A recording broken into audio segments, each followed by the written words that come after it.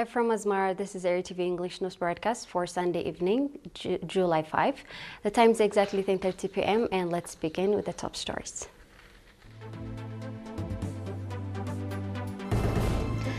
Asmara Technical School graduates 136 students. Monetary support extended to families of martyrs. Turkey warns of renewed regional war driven by Israel. And China and Sweden agreed to strengthen cooperation, uphold multilateralism, safeguard international order. Thank you for joining us. Proceed with our full report. In its 35th commencement, Asmara Technical School today graduated 136 students, including 39% female students who completed 2 years of training in auto mechanics, construction, woodwork, electronics, electricity, and metalwork. Mr. Samara Warade, director of the school, expressed his expectation that the graduates will serve their people and country with dedication and commitment, using the knowledge they have gained. Mr. Tesfaisium, General Director of Technical and Vocational Training at the Ministry of Education, said that the government has made significant investment to equip the schools with modern educational facilities and called on the graduates to become exemplary in their places of assignment. Noting that graduation day placed a great responsibility on them, a representative of the graduates expressed their conviction to play their due part in the nation-building process with utmost commitment.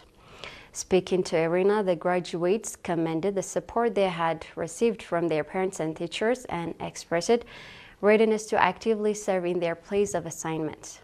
At the event, awards were presented to outstanding graduates.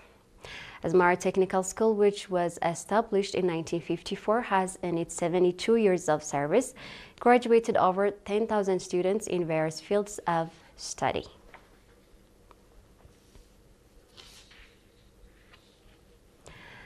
Mr. Hagos Gabramaram, Managing Director of Galalo Subzone, indicated that 48,000 nafa contributed by government workers in the subzone has been distributed to families of martyrs. Noting that supporting families of martyrs is developing as a culture among the Eritrean people, Mr. Hagos said that the monetary support extended by the government workers has been distributed to 8 families of martyrs in the administrative areas of Dandero and Ingel Ila.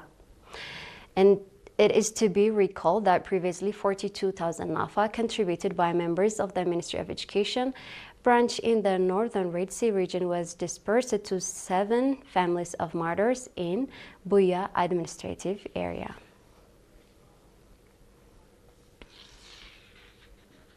We're moving on from domestic matters to global events right after this.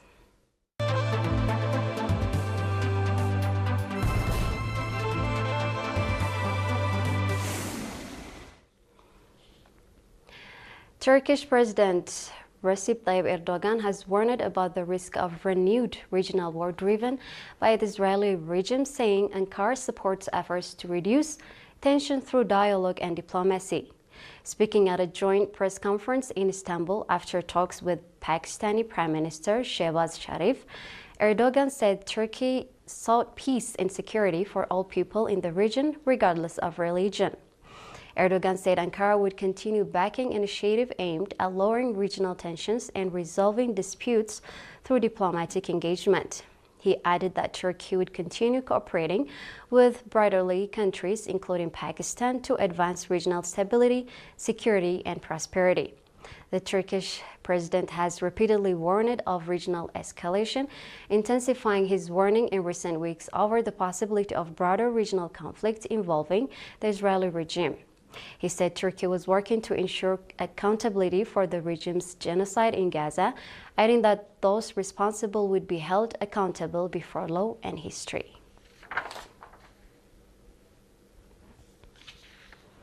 Chinese Foreign Minister Wang Yi and his Swedish counterpart Maria Malmer Stenergard yesterday agreed to strengthen cooperation, uphold multilateralism, and safeguard the international order based on international laws following a meeting in Stockholm. China and Sweden have a long history of exchange. Wang, also a member of the Political Bureau of Communist Party of China Central Committee, said in the meeting, noting that since China started reform and opening up, the two countries have long been each other's largest trading partners in Asia and Nordic region. Wang said the valuable experience accumulated through decades of bilateral exchange is that the two sides should maintain an objective and rational perception of each other, uphold an attitude of mutual respect, seek common ground while properly managing difference, and remain committed to mutual benefits and win-win cooperations. China-Sweden relations experienced setbacks over the past few years, but since Stennergaard visited China last year, bilateral relations have continued to improve and gain momentum. Wang said, stressing that this positive trend should be cherished. North Korea has test-fired strategic cruise missile and other weapons from its new warship Kangkon, a 5,000-ton multi-purpose destroyer measuring 140 meters in length. The Korean Central News Agency, KCNA, reported that North Korean leader Kim Jong-un oversaw the test firing on Friday. The test included a cruise missile, naval artillery, automatic guns, and electronic warfare system aboard the Kangkon destroyer. Kim said the drill were intended to examine and confirm the destroyer's ability to apply various kinds of weapon system on board the destroyer in combat. After witnessing the successful test, Kim ordered the warship to be commissioned into the country's navy within 2 months. This is according to KCNA. In a speech at the vessel's launching ceremony last June, Kim said the destroyer has anti-craft, anti-ship, anti-submarine, and anti-ballistic missile capabilities. We're about to end our news broadcast, but here's a final look at the top stories before we sign off. Asmara Technical School graduates 136 students. Monetary support extended to families of martyrs. Turkey warns of renewed regional war driven by Israel.